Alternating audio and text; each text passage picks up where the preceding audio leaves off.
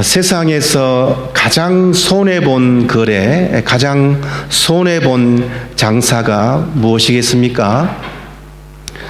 이 질문에 대해서 주로 러시아가, 당시 소련이죠, 러시아가 미국에 팔았던 알래스카를 이렇게 꼽습니다. 당시 알래스카는 총 면적이 171만 제곱킬로미터나 되었는데요. 이것은 우리 한반도의 거의 8배나 되는 그런 땅이었습니다. 하지만 대부분 빙하로 덮여 있었고 또 황무지가 많았기 때문에 사람이 살 수 있는 공간은 사실 얼마 되지 않았습니다. 1867년에 러시아는 이 땅을 720만 달러를 받고 미국에 매각을 했습니다. 이 가격은 그야말로 아주 싼 가격이었어요. 1제곱킬로미터당 23센트 정도 되는 그런 가격이었습니다. 그리고 거의 공짜로 떠넘기듯이 이 땅을 팔았습니다. 그런데 이 땅을 구입한 뒤에 미국은 50년 만에 100배가 넘는 수익을 올렸습니다. 현재 알래스카의 금전적인 가치는 적어도 수조 달러가 넘는다고 그렇게 말해요. 알래스카에 매장된 그 석유만 해도 세계 매장량의 10분의 1을 차지하고 그곳에 광업, 목축업, 또 업, 농업, 관광업 이렇게 많은 수입을 지금 올리고 있습니다. 이 때문에 알래스카는 미국의 다른 주에보다도 가장 잘 사는 동네 중에 하나가 되었습니다. 이렇기 때문에 세상에서 가장 잘못되고 또는 가장 잘못된 장사를 꼽을 때마다 바로 이 알래스카의 이야기를 약방의 감초처럼 하고 있다는 겁니다. 그런데 이것보다도 더 어처구니 없고 황당한 거래가 오늘 본문에 소개됩니다. 소위 에서의 팥죽 사건. 오늘 본문은 저희들이 너무나 잘 알고 있는 내용이지 않습니까? 에서는 사냥꾼이었고 온몸에 털이 많았고 얼굴이 붉은 그야말로 사나이 중에 사나이였습니다. 그래서 에서의 별명이 에돔이었고 이것은 붉다라는 뜻에서 나온 의미입니다. 에서는 아버지께서 고기를 좋아하신다고 해서 늘 사냥을 해서 고기를 요리해 드렸습니다. 그런데 쌍둥이 동생 야곱과 거래를 했는데에 그 장사에서 그만 큰 손해를 보고 말았습니다. 그것이 뭐냐고 하면은 장자권을 놓고 베팅을 했던 것입니다. 무엇과 바꾸었습니까? 팥죽 한 그릇과 바꾸었습니다. 팥죽이라는 것이 어때요? 그래도요, 팥죽요, 동지에 그 새알 넣어가지고 이래 먹으면 참 맛있습니다.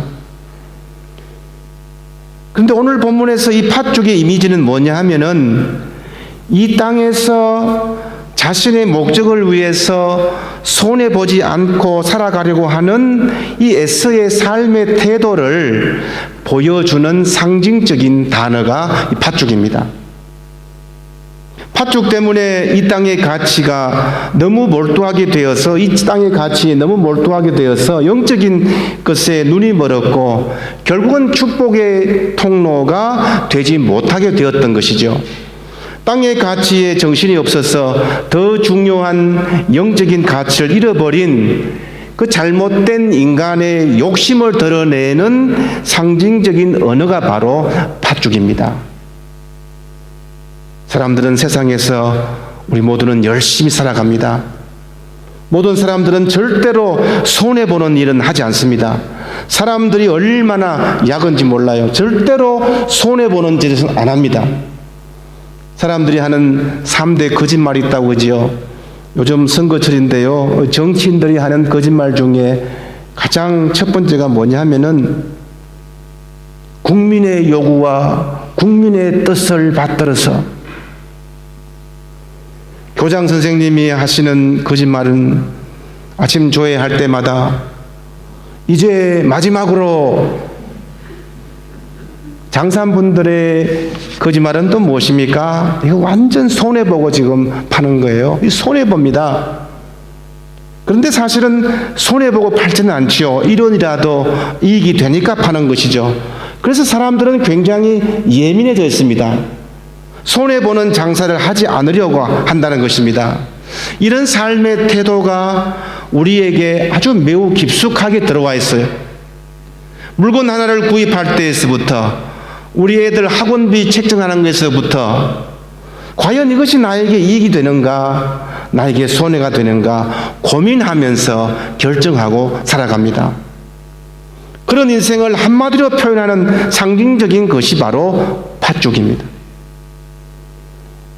우리 인생들이 참 어리석지요. 그 팥죽 한 그릇이면 다 되는 줄 알았습니다. 그것만 손에 잡으면은 모든 것이 성공하는 줄 알았습니다. 그런데 너무 큰 것을 잃어버리고 말았어요. 인생이 이렇게 어리석다는 것입니다. 에스가 팥죽 한 그릇에 판 것은 무엇이었습니까? 자신의 장자의 명분입니다.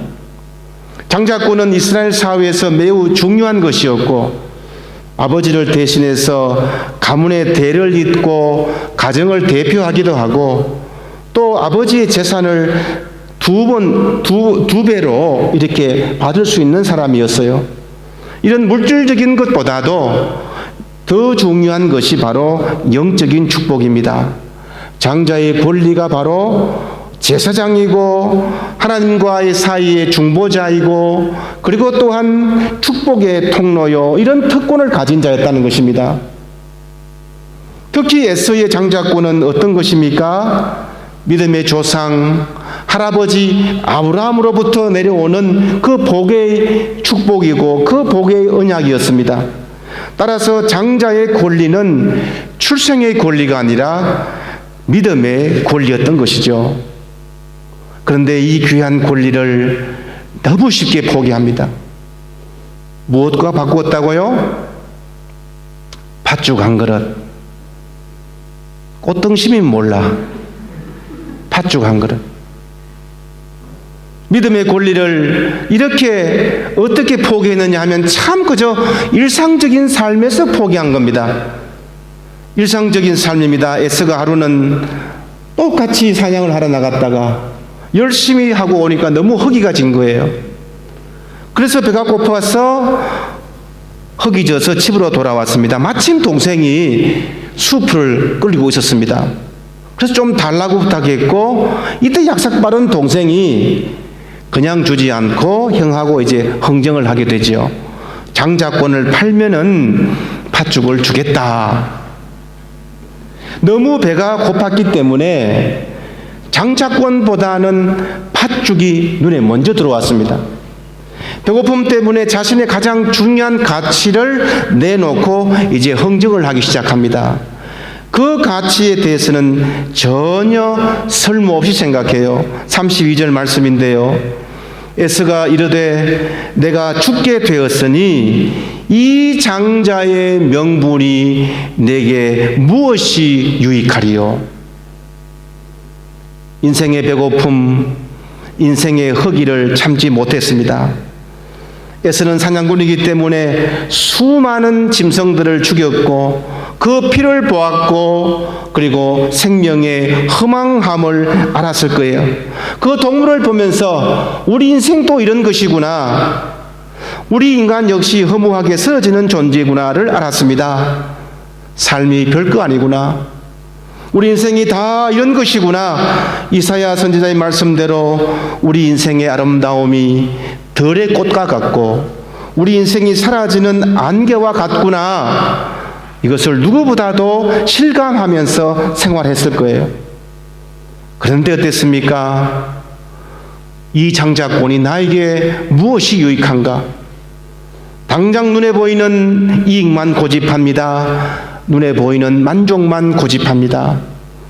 영적인 의미는 전혀 고려하지 않았습니다. 인생이 허무하고 안개 같고 들의 꽃과 같다는 것을 누구보다도 잘 알았고 경험했지만은 어떤 위급한 상황이 닥치니까 인생의 배고픔의 상황이 마주치니까 영적인 것을 그냥 쉽게 포기하고 말았다는 겁니다.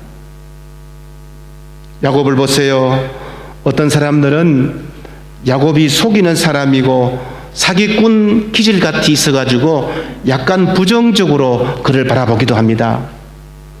그러나 분명한 것은 성경 말씀은 그렇게 윤리적으로 판단하지 않고 있다는 겁니다. 적어도 영적인 일에 대해서는 자신이 할 수 있는 일을 다 할 때 형의 장자권을 얻으려고 했다는 이 사실만 부각시키고 있습니다. 야곱도 배가 고팠을 거예요. 똑같은 상황입니다. 팥죽을 끓이고 있다고 해서 내가 배부른 사람이 아니에요. 인간인지라 야곱도 배가 고팠고 살아야 하고 손해보지 않는 그런 거래를 하면서 살아가는 사람이었습니다. 29절 말씀에서 야곱이 죽을 쑤었더니 에서가 들에서 돌아와 이렇게 말씀합니다. 그러니까 야곱이 일부러 속이기 위해서 죽을 쓰고 있지 않았어요. 속이기 위해서 수프를 끓인 것이 아닙니다. 야곱이 자기도 배가 고파서 자신이 먹으려고 수프를 끓였습니다. 그런데 마침 그때 에서가 들어왔고 배고파 죽겠다라고 과장을 하면서 수프를 달라고 한 것이죠. 야곱은 장자의 명분을 위해서라면은 배고픔도 참을 수 있었고 기다릴 수가 있었습니다. 인내하는 사람이었고 하나님과의 관계에서 참을 수 있는 꾸준한 성실한 사람이었습니다. 어떤 어려움이 와도 참았고 그런 삶을 살다 보니까 일상생활 속에서 영적인 기회를 잡을 수가 있었던 것입니다. 저희들은 영적인 일에 대해서 매우 민감해야 합니다. 팥죽을 아까워하는 만큼 영적인 일을 안타깝게 여겨야 합니다. 저희들이 아무리 배가 고파도 하지 말아야 할 것이 있습니다. 먹을 것이 없어서 집에 모든 폐물을 다 팔더라도 이것만큼은 팔지 않아야 될 보화가 있다는 거예요. 바로 우리의 장자권입니다. 하나님과의 관계요, 우리의 믿음이요, 우리의 특권입니다. 이것을 내어주고 만다면은 그것은 세상에서 가장 어리석은 잘못된 교환을 하게 되는 것입니다. 팥죽을 얻고 믿음의 보화를 잃어버리면은 우리의 삶이 어떤 삶이 우리를 기다리고 있습니까?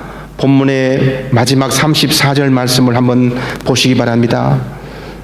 야곱이 떡과 팥죽을 에서에게 주매 에서가 먹으며 마시고 일어나서 갔으니, 이 말씀에서 에서가 취한 네 가지 행동을 한번 보세요. 먹고 마시고 일어나고 갔습니다. 무엇을 말합니까? 이 세상에서 가장 흔하게 일어나는 가장 흔한 일에 몰두할 수밖에 없다는 거예요. 그저 먹고 그저 마시고 일어나고 가버리는 극히 세상적인 일에만 관심을 보였을 뿐이라는 것입니다. 사람이 아무리 먹자고 산다고 하지만은 에서는 더 이상 세상에 진지함이 없었습니다. 영적인 것에 대한 관심이 없었습니다. 그가 얻은 것이라고는 단지 한 접시의 팥죽과 한 조각의 빵뿐이었습니다. 하지만 영적인 축복을 놓치고 만 겁니다. 사랑하는 여러분, 저희들은 어떻습니까? 우리 인생이 정말 더덥고 허망하다는 이 사실을 우리 모두는 깊이 깨닫고 있습니까? 인생이 허망하니까 마음껏 마시고 먹고 즐기자, 이런 것입니까? 이 세상이 아무리 좋은 것으로 우리를 유혹해도 우리가 받는 것은 겨우 한 접시의 숲 한 조각의 빵뿐이에요. 세상이 아무리 좋은 것으로 우리에게 다가와도 그것은 한 번 그저 먹을 수 있는 점심 메뉴뿐입니다. 영원하고 오래 남지 못합니다. 오늘 본문의 말씀 마지막은 이렇게 끝을 맺습니다. 에스가 장자의 명분을 가볍게 여김이었더라. 에스가 장자의 명분을 가볍게 여김이었더라. 한탄의 말씀으로 끝을 맺고 있습니다. 이 짧은 한마디가 많은 것을 말씀해주고 있어요. 손해본 장사의 원인을 설명해주고 승리하는 삶의 그 원인도 설명합니다. 우리 인생의 승리의 결과, 실패의 비결을 또 알려줍니다. 이 땅에 식욕이 너무 넘치면은 영적인 식욕이 없어집니다. 열심히 사는 것은 참 좋은 일입니다. 그래서 바쁜 것은 나쁘지가 않습니다. 하지만 어디에 우리가 바쁘고 어떤 일이 더 가치 있는지를 우리가 분별하면서 살아가야 한다는 겁니다. 어떤 우리 앞에 늘 교환의 선택이 있습니다. 우리 앞에는 한 그릇의 팥죽이 있고 장자권이 있습니다. 자주 팥죽으로 우리가 향하고 싶지만은 우리의 선택은 항상 영적인 것을 선택해야 합니다.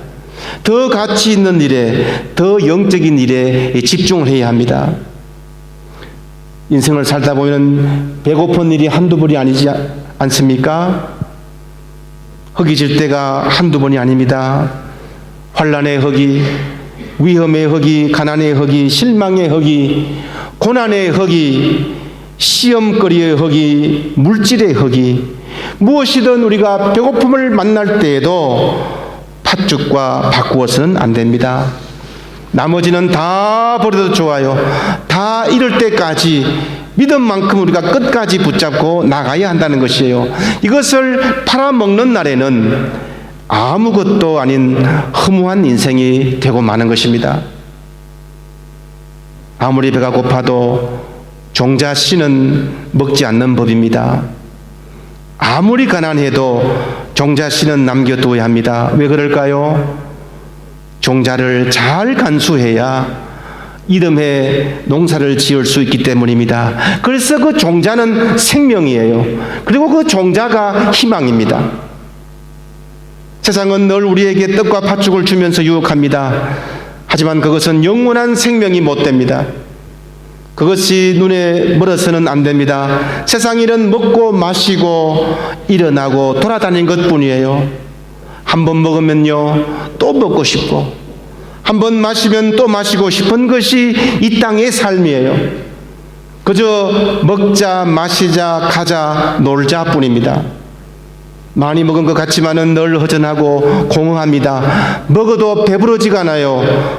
생명의 빵이 아니기 때문입니다. 우리들은 예수 그리스도로 이미 믿음의 장자들이 다 되었습니다. 믿음의 상속자가 되었습니다. 장자가 된 것은 내가 능력이 많아서 된 것이 아닙니다. 오직 하나님의 은혜. 마치 야곱 같았어요. 저들도 인간적인 꾀가 많고 나밖에 모르는 이기적인 사람이었어요. 그러나 주님 때문에 우리는 믿음의 상속자가 되었습니다. 이 일을 생각하면 생각할수록 오직 겸손과 감사뿐입니다. 이렇게 상속자가 되었으니 장자의 직분을 잘 수행해야 합니다. 너무 이 땅에서 이 이익을 위해서 살아가서는 안 됩니다. 어디에 또 팥죽이 없나? 세상을 기웃거리고 노골적으로 세상에서 잘 살겠다고 형통하겠다고 덤벼들지 말아야 합니다. 절대로 잘못된 교환을 하면 안 됩니다. 잘못된 교환으로 우리 인생을 망치면 안 된다는 겁니다. 하나님의 자녀로서 그 부르심을 소중하게 여겨야 합니다. 미국의 백화점 왕으로 유명한 와나 메이커라는 사람을 소개합니다. 와나 메이커가 미국의 최신부 장관으로 발탁되었을 때에 그가 대통령에게 내건 조건이 있습니다. 나는 기독교인이기 때문에 주일에는 반드시 교회에 나가서 예배를 드려야 합니다. 그리고 거기서 가르치는 주일학교에서 성경을 가르치기 때문에 그것을 할 수 있도록 보장해 주시면은 그 장관직을 받아들이겠습니다. 그래서 대통령으로부터 허락을 받고 재임 중에 한 번도 빠짐없이 교회에 나가서 예배드리고 또 주일학교 교사직을 수행했다는 것입니다. 청년 시절에 YMCA 활발한 활동을 했고 의료전매 말단 사원으로 일하면서도 기도 모임에는 빠지지 않았습니다. 혹시 가게 일을 소홀히 한다는 말을 듣지 않기 위해서도 제일 먼저 출근했고 제일 마지막 마무리를 한 다음에 퇴근했습니다.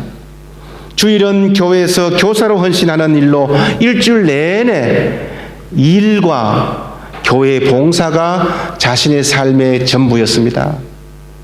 이분이 나중에 사업이 잘 되어서 백화점 왕으로 불렸고 YMCA 대표가 되었습니다. 그리고 1908년에